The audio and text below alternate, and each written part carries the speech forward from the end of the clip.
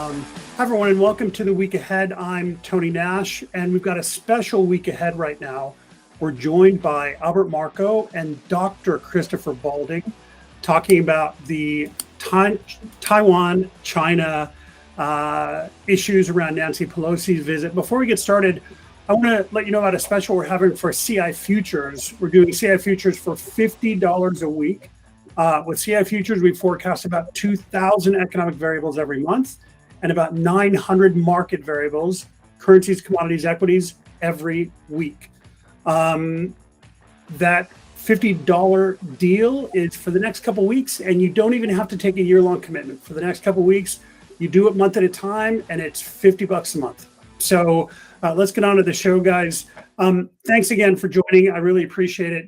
I want to get into, there's all this buzz around Nancy Pelosi's visit to Taiwan. And, I want to take a step back and go, why all the stress? Why is China upset? Because I think there's a lot of loaded assumptions into the discussions that are happening. So can you guys talk us through a little bit? Maybe, Chris, if you want to start, why is China so upset about this? So there's the full history of they claim Taiwan as Chinese territory. They refer to it as a Chinese province. That's the general background. I'm going to assume that most of your listeners or watchers already know that. However, if we jump ahead to this specific visit, to be honest, I'm a little bit mystified as to why this specific visit has turned into this small crisis. Trump was sending a cabinet secretary and undersecretaries. There's been a steady stream of Congress people to Taiwan. So why this specific visit? I think there's very reasonable speculations. We can go through those, but why this specific visit has turned into what it has, I think there's probably only a couple of people that could really answer that question. Okay. Albert? Well, to expand on that, I can understand why the Chinese have a little bit more drama involved in this visit, simply because the economic situation in China at the moment is so dire for Xi that they need a little bit of a distraction just to get the headlines out of the way at the moment. Yeah, I think that's a good point. And when I think about this, it's, yes, you can go back into all the history and the UN ceded 1971 and, all of this stuff. But I think my own view is Democrats need a distraction for the midterms. You have the Afghanistan anniversary coming up, all of these things coming up. A bill was just passed that either does or doesn't raise taxes on a lot of the population. There's a lot of discussion around that. Are we in a recession, not a recession? I think this is a convenient foreign policy issue for Democrats to grab onto before the midterms to raise some external issues that are a little bit more mysterious for people, a little bit more exciting. Will there be a war? That sort of thing. And I think, Albert, you're exactly right. With the November meeting coming up in Beijing, where she is supposed to, be this golden boy and a lot more power and all this stuff, the new Mao or whatever. I think China's economy is in a terribly horrific state. I think the provinces and cities are really not falling in line with Beijing, and I think politics in China is terrible. So I think this helps galvanize people in China. It helps galvanize people in the U.S. And I think it's more of a convenient event than anything. Yeah, it is. Sorry, go ahead, Albert. It is a convenient event. There are other issues that are going on within China with the actual U.S. Fed and Yellen. Yellen got them to capitulate to stop stimulus in an effort to fight inflation. So from the Chinese perspective, they're a little bit, they feel a little bit betrayed here, seeing Nancy Pelosi, nude sunbathing on Taiwanese beaches. It's like what are we doing? You know what I mean? Sorry, Albert, but you say Yellen got them to capitulate and stop stimulus. So you're saying Yellen got China to stop stimulus? Yeah, absolutely. They saw I don't know if it was direct or indirect, but she warned them to don't stimulate while we're trying to combat inflation. Look what happened to the Russians. And from the Chinese elite perspective, looking at the oligarchs in Russia be completely isolated from the rest of the world, that's a pill that they didn't really want to swallow, and they were glad to hold off stimulus up until this event. Now, I don't know after this event, the Chinese might renege on that, gentleman's deal, but we'll see at this point. Okay, let me pursue that a minute, because that's really interesting. So if you're saying that Chinese were holding back stimulus because of a quiet bargain, and they reverse on that and they start, as I've been expecting them to do for the last 6 months, just dump truck loads of cash on the squares in Chinese cities. If they start doing that, that could potentially actually be a really good thing for Chinese equities, right? Well, of course, but it's actually a negative for U.S. inflation, and the commodities will start ripping. It's an asymmetric a shot against the U.S. So it's something that they have in their toolbox, and they haven't used yet, but they certainly could after this. Okay, and so what does that do for the CNY guys? If China starts stimulus, if it's fiscal, that appreciates CNY, at least from a textbook perspective, right? Yeah, from the textbook perspective, sure. I mean, but they control whatever they want to set Right. the CNY at. So, I mean, I can't really see them allowing it to shoot up too far just because they export dependent economy. Okay, Chris. So I just wanted to circle back to what we were talking about before jumping back to the CNY issue, because this has been a real puzzle about what they've actually been pretty restrained, and there's all kinds of questions as to why that is. And again, I wish we could provide good solid answers about that. I think a lot of the issues, like with Taiwan and stuff like that, I think there's like Tony, you mentioned the economy. I think that's distinctly possible. I think it's also one of those issues. If you go back right after the first of the year, they changed the language about reunification and how they were going to solve that problem for the new era. Well, what's the new era? It's Xi getting the third term. So is it possible that the economy is like pushing this along, egging it forward, so to speak? Yeah, I think that's possible. I also think there's much more like, Xi has basically staked his credibility on, I'm making China great again, come hell or high water, if I have to drive it off a cliff to do it. And I think that's part of what you're seeing. Yeah, I totally agree with Balding on that one. The only caveat that I would throw in there is that would be exactly the case up until the Ukraine situation where Russia got their butts handed to them. 30,000 troops lost, flagship, battleship gone, sunk. From the PLA's perspective, it's like, hey, what happens if we lose? Because it's not a 0% chance, right? Right. What happens if we get decimated? Our military could be set back 50 years, 100 years. And I think that at this point, it's too much of a cost for them to, take an adventure in Taiwan. Yeah, I will say you and I had disagreed on this previously. Like, what were the risks? If let's assume Ukraine had never happened, I would say there's probably a not immaterial chance of something happening with China and Taiwan in the next, let's say, 6 to 18 months. At this point, I definitely would push that back, a little bit. It's something's going to happen, I think, within the next few years. But absolutely, I think they're absolutely going back to the drawing board, because they see what's happening to Russia in Ukraine, and they're like, there's absolutely no way in hell this can happen to us. Yeah, they saw Afghanistan as a point where they could probably take some territory away from the U.S. sphere of influence. But then again, Ukraine happened, and that threw everything in threw a wrench in all the plans. Yeah. Okay, so let's talk about that a little bit. Kind of the Russia-Ukraine angle is interesting. So when sanctions were put on Russia, Russia can kind of do okay without sanctions, not thrive, but they can kind of survive. But China is so intermingled in global trade that if sanctions are put on China, it could be very, very difficult for them, right? Or what am I missing? It could. I mean, but they're the world's manufacturing base, so it's like, you put sanctions on them, they'll put sanctions, they'll do something asymmetric, and it'll hurt the West more than the West can hurt China. To be honest, I mean, the U.S. can handle it, the Europeans can't. They're already in dire straits.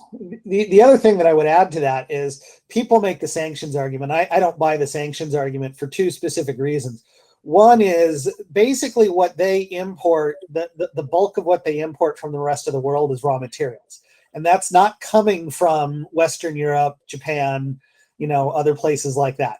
Then the high tech products that they do import, let's say very high grade chips, those are going into things like iPhones and then being re-exported right away. Okay, so they're not on an import basis highly dependent on the rest of the world. They've basically made two bets with that in mind. Number one is that they can basically convince people not to block their exports, meaning Chinese exports to their country. Number one. And then also that other countries are so dependent upon them that they can't. Okay, what would happen to Walmart at Christmas season if they couldn't buy from China? Okay, it's a simple example, but it really does throw a monkey wrench in there. Yeah, Go ahead. Caterpillar's another one. The Chinese have done a marvelous job of using U.S. Agricultural companies against the U.S. political system. So they've got a noose around them. Buick also, GM, Buick, Caterpillar. I can name off half a dozen companies. Yeah, my main focus in terms of sanctions really was food. These other things, of course, they're importing goods really largely to be transformed and re-exported. Food is really the main issue that I would think would be damaging to China potentially. Yeah, that was always one of my main points of contention about a war starting with Taiwan, is those ports being shut down on the eastern part of China. It would be devastating. They would have food insecurity problems. The Chinese middle class has been growing. They don't want rice anymore. They want noodles and dumplings. So they have a persistent food issue that just gets worse and worse every year. Right. Okay. So let's go into this. I saw Pelosi kind of pull up into I think it was the Grand Hyatt she's staying at in Taipei, and really, what is she doing there? Like, what official, non-official? What do you think she's doing there? It's a pure distraction from the midterms and the economy in the U.S. at the moment. It's an easy distraction. They know China's not going to do anything outlandish. They're a pretty pragmatic country when everything's said and done anyway. So it's like, what negative is there for them, for Pelosi and the Democrats at the moment? Here's the only reason I'm going to disagree with you. And you said something very similar earlier, Tony. Here's the only reason I'm going to disagree with you is that this assumes a level of evil genius out of the White House and maniacal thinking that I just don't think they're capable of. Okay. Okay. I could be wrong. I just don't see these guys as the evil genius that says, "Hey, we need a distraction. What can we do?" Well, but let me ask you. Go ahead. I don't think it's an evil genius. I think that's a little bit too strong. They're not the game of scapegoating and distractions in the Beltway is as old as time itself. They're professionals at it. They can see what they want to do to pull people's eyes away from one issue onto another. And they have the media under their grip, so they can do anything they really want to distract people. So the evil genius part comes in. What's step 2, 3, 4, and 5 after this? Because now the Chinese can retaliate, and I don't think the U.S. is prepared for that. In what ways? Well, I mean, if the Chinese decide to start stimulating next week and commodities start ripping, inflation in the U.S. is going to have a 10 print, 10% print on CPI come October and November. Then what? You're in the smack middle of the midterms looking at 10% inflation, and you're losing 50, 60 seats in the House, and you're losing the Senate. And then you have the Republicans take over and start throwing out hearings against Joe Biden every week like they did Trump. It's chaotic. Okay. So that's an interesting scenario, Albert. I want to ask about that, and then I want to ask another question about a potential reason for visiting. But You've mentioned that a couple times. So what's the likelihood, since they've said that they'll undertake, serious, pushback, is there a likelihood that they'll do that? Do you put that at a 50, 60, 70% likelihood, or do you think they'll continue to hold? After Tony, you there? Yeah, I'm here. Oh, okay, sorry, that's cut off for a second for me. But I think after this visit by Nancy Pelosi, it's a greater than 50% chance that the Chinese start stimulating a little bit earlier than schedule with commodities ripping. Okay, so that means more oil and gas imports, more pressure on oil and gas prices, diesel prices, all this would have a negative impact on Europe too. Oh, of course. I mean, Europe's got massive energy issues going forward, and it's just, they're unsolvable within 6 months.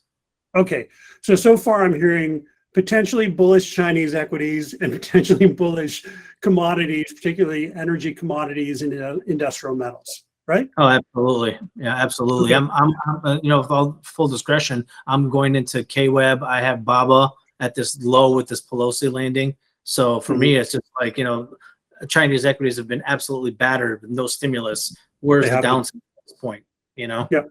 Okay. So on tech, you mentioned tech. So is it possible that with the CHIPS Act just passing in the US, this is the one that supports semiconductor companies for putting operations in the US. Is it possible that there's a message being passed to TSMC or any of the strategic industry guys in Taiwan by Pelosi and her staff? Is that a possibility? And if so, what do you think it would be? Absolutely. I would say that that's one of the things. I don't know if you caught this statement from the chairman of TSMC, but he gave an interview just a day or two ago. Mm-hmm. And he basically said, China, if you invade, like, all of our plants on the island are dust. They're worthless. There's nothing there. Everything, because I can guarantee you that, I'm sure that the U.S. Air Force would have the coordinates for every TSMC plant, that it's like, hey, we're going to make sure that China doesn't get them. I'm sure that TSMC at this point, their reputation as being a pretty well-run company, very attuned to security issues. And so I'm sure that they have multiple redundancy plans and multiple security plans to address that if China walked in. So you have to think that TSMC, all the way down to all their key suppliers and things like that, are in some type of meeting here with Nancy. Yeah, I'm not very keen on this CHIPS Act bill. I think it's just fireworks and stringers and ticker tape parade, but really there's EPA issues to deal with chip making also. So no matter what they have, whatever they want to throw out for legislation, as long as the EPA is hampering manufacturing in the United States, the manufacturing is going nowhere. That at least for the next 5 to 10 years in the United States. So this CHIPS Act, although it gives a little bit of pressure, I don't think it's going to be that big of a driver in the next 5-10 years. Okay. I want to talk to you guys a little bit about pushback that China may give, say, to U.S. companies. So China already blocked a $5 billion battery investment from a Chinese company into the U.S. That was just announced today. And those batteries were supposed to support Tesla and Ford, I believe. Do you think it's possible that China really tries to hurt U.S. companies that are in China? Could they directly take action against, say, Tesla or GM or Ford or GE or any of the American companies that are sitting in China? Do you think they could push against, say, expats in China, U.S. expats in China, and make life difficult for them? Because if we look, for example, at what happened in Russia, we have a lot of Western companies that have abandoned their operations in Russia over the last, say, 8 months, right? Is it possible that American companies get pushback from the Chinese government? And because if I think of what the Chinese government did to Japanese companies in 2012, if you remember that, it was very aggressive. They were instigating protests against Japanese companies, against Japanese expatriates, against Japanese government officials. Could they instigate that against U.S. companies? And could they push U.S. companies to just give up their operations in China? Well, the only way I would rephrase that as, how would that differ from normal standard operating practice? Okay. Even within the past couple of years, there's been a massive flood of, not just Americans, but all foreigners out of China. Mhm. And these are everything from journalists to just basic, school teachers, English teachers. Okay, so it's not even, it doesn't even matter if you're a sensitive national or in the sensitive industry or what China deems as sensitive. This goes for businesses as well. You heard stories about companies saying, "Oh, well, I have $1 million, $10 million, $50 million of profits I can repatriate. I'm going to close down my China plant and go Vietnam." And basically, what they do is they just basically freeze everything and said, "Oh, you have an unpaid tax bill of, well, coincidentally, the same amount of money that you were going to repatriate." And so they basically just have to walk away from everything or sell it for $1 or something like that. So when you talk about that, I think that's entirely fair. I think that's going to happen. I think the only people that are going to effectively remain there till the end are the shells of the world that didn't get out of Russia until, the bombs and the missiles had started flying. And I think it's going to be the same with China. So are you saying that you think some U.S. companies will, in the next, let's say 2 to 3 years, abandon their China operations? You think that's feasible? Oh yeah, absolutely. Okay. I mean, it's I think it's already, been happening. It's not really announced. You see a couple of announcements here and there. You hear about many more, talking to people, that are still there. But yeah, absolutely. Albert, what do you think about that? Yeah, they will. I mean, there'll be certain companies that they go after depending on whatever political calculations they can throw at the U.S. For sure, without question. They've done this. I mean, like what Christopher's saying is, they've done this in the past. It's nothing new. Right. Right. So how would that start? Would they try to, really push aggressively to localize leadership? I know a lot of that leadership is already localized, but would they almost make it mandatory for leadership of, say, U.S. companies to be Chinese and then kind of cascade that through? Or what would the early phases of that look like? I think the early phases would be phantom tax tax violations, or some kind of fines or fees that just pop up out of Chinese mountains. Who knows? You know what I mean? So I think that's the first thing you'd want to look at if they start doing it. Yeah, absolutely. And again, what you're talking about, I think is basically what's been happening for the past couple of years. Is whether it's the phantom tax bill, whether it's all senior leadership has to be Chinese or party members or all those kinds of things. I mean, when you're asking about that into the future, it really is like, well, how would that differ from the past 2 to 3 years? Right. No, it feels like we're on the precipice of that. And, some of us have been talking about, kind of the end of the Asian century for probably the last 5 to 8 to 10 years. And, China's what seems slow, but actually very rapid decline in terms of its ability to grow. Not the fact that it's not already huge, but its ability to continue to accelerate growth. That's gone. Those days are gone, right? And when growth stalls out, opportunity becomes a zero-sum game. And it's about market share. It's about getting your piece of the pie, not a growing pie, but a stagnant pie. And that's when things get very difficult in countries that are authoritarian, right? Well, I think there's to add upon that, they were basically following the Asian growth model of, build, in simple terms, run large trade surpluses, controlled currency, build apartments. I mean, it's pretty true and path. But one of the things that is very different is if Malaysia runs a large fiscal surplus, nobody really cares. If Taiwan runs a significant trade surplus, yeah, some people care, but whatever. I mean, for every percentage point of GDP in trade surpluses that China runs, I mean, at this point, when you're the second largest economy in the world, that is a massive, massive number, not just against your own economy, but against the global economy.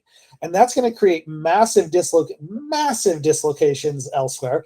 And then the other thing is that when your only source of growth is basically building apartments, and now they've got like 20 to 25% of these apartments all over the country empty.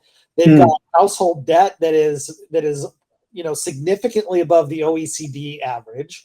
I mean, it doesn't make any sense, and this is what they're running up against. Okay. To take that a step further, it's like if you have low growth and your economy starting to waver, how do you fund a growing military to combat the United States on a global level? The math doesn't add up. Very difficult. Okay, I want to move next on to things like cyber attacks. Chris, I know that you're very focused on kind of the IT side of what the Chinese government is doing. Can you talk us through some of the potential, maybe aggressive moves that China could take in the wake of this? Sure. So there are all kinds of things, and one of the things you saw it today, where they were basically looking at they basically shut down the Taiwanese Prime Minister's website, but that's to be honest, small potatoes. The type of thing that you would look at, and you've seen this a little bit in Ukraine, are where they went after things like nuclear reactors and other things like that. So if you're looking at this, one of the types of things that you would be looking at would be, for instance, Taiwan being an island, there's a handful of spots where, basically cables come ashore. So what would you be looking at? Because if you wanted to make it really hard on Taiwan, that might be something that you would go after. If you had the capability, and they very likely do to some capacity, you would be looking at putting bugs in TSMC type of production capacity. So those would be the types of things, if to narrow it to Taiwan.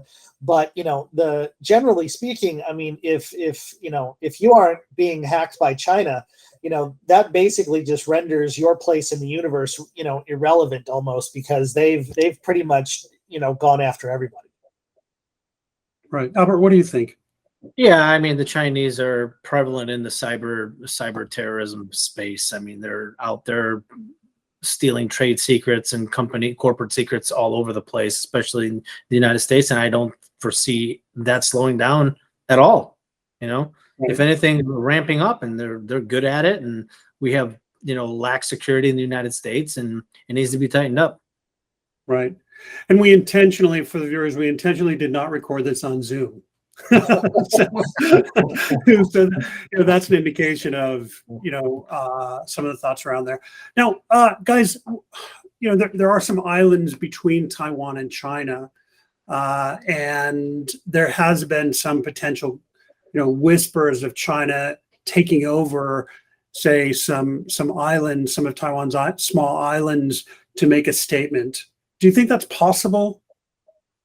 It's possible. I don't understand why they would try even risking that. Like, what if they lose a few ships? What if they lose 1,000 or 2,000 troops? It's like, that's you all of a sudden you look weak, and then you're going to be forced into a position to do something bigger. It would make no sense from my perspective. But the only reason I kind of disagree is that there are some there's a handful of some of these islands are very, very small, so I doubt that they have any military hardware there. And some of them are literally, I think, as close as like 10 miles off the Chinese mainland, like that they're actually just that close. And so just as a symbolic act, something like that wouldn't surprise me. Oh, it wouldn't surprise me at all. It wouldn't surprise me at all. I'm just saying, anything closer to the Taiwanese actual island, I would really, be wary of seeing the Chinese try to take them. I spent a week on one of those islands in 2009, waiting out a typhoon, and it was an experience. But I think it's feasible. It's an island off of Taitung, which is actually, no, that's on the southwest side. They wouldn't do that. They would do it on the I was on the southeast side. They would do it on the southwest side or the northwest side. But there are lots of islands, very small islands off of Taiwan. So, okay, good. What else I think do we need to be thinking about here? We don't see, there has been talk of the Biden administration removing trade tariffs and this sort of thing on China. Do you think that could be something that the administration aggressively goes after to kind of compensate with China, or do you think this would maybe solidify those tariffs?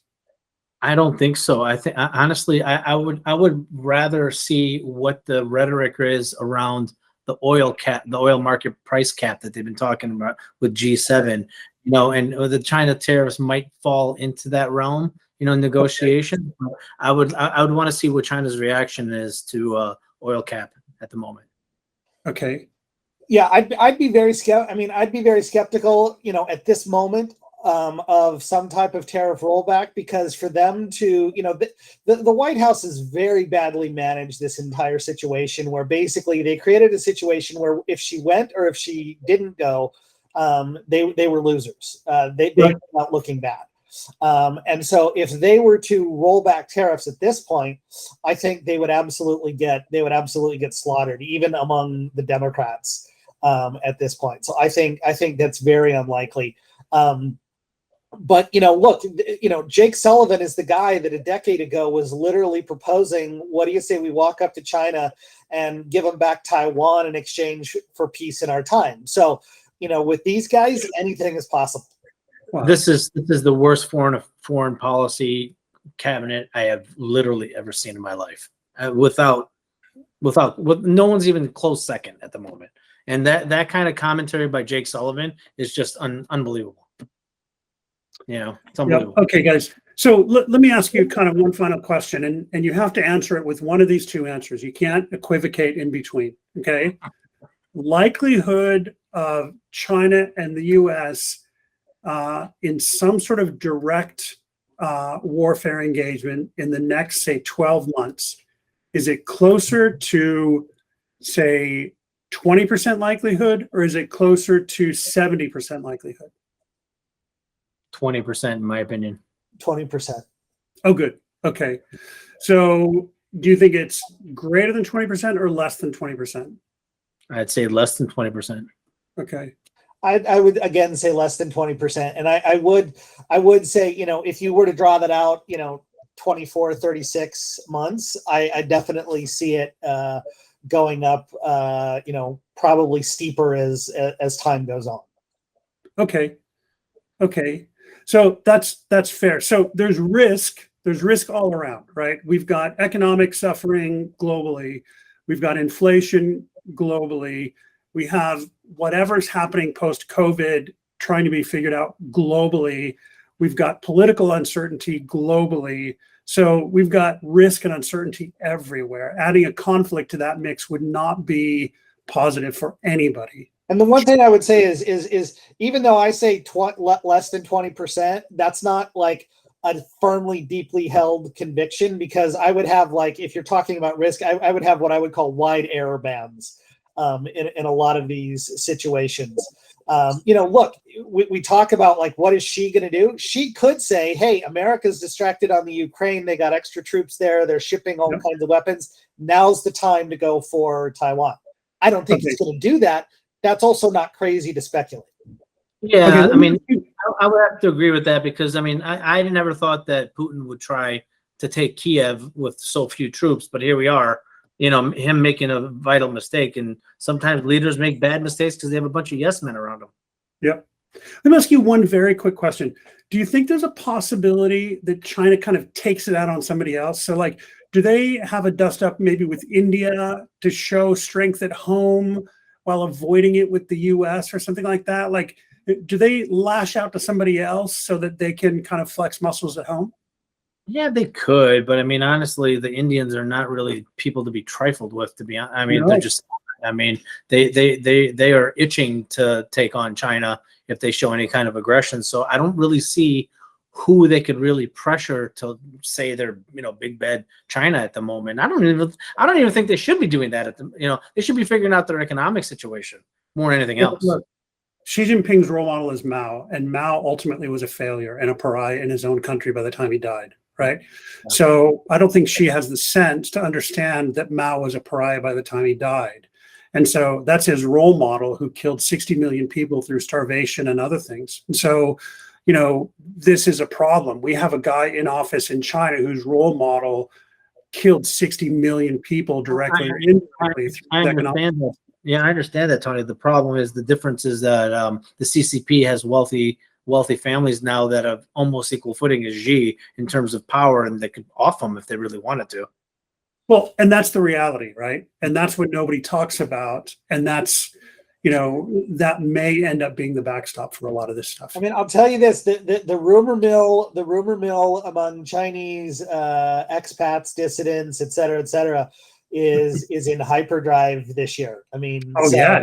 And look, it's hard to know what to believe. It's very hard to know what to believe. Okay, so I'm not about to push any theories, but right. I mean, there's a lot of that discussion going around.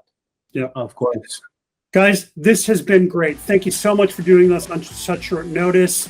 For anyone watching, please put comments below. We'll take a look at them and we'll watch them through the next week. If you have any additional thoughts, please let us know, and look forward to seeing you on the next week ahead. Thanks a lot. Thanks, guys. Thanks, Tony. Thanks, Chris. Okay. Thanks, Albert.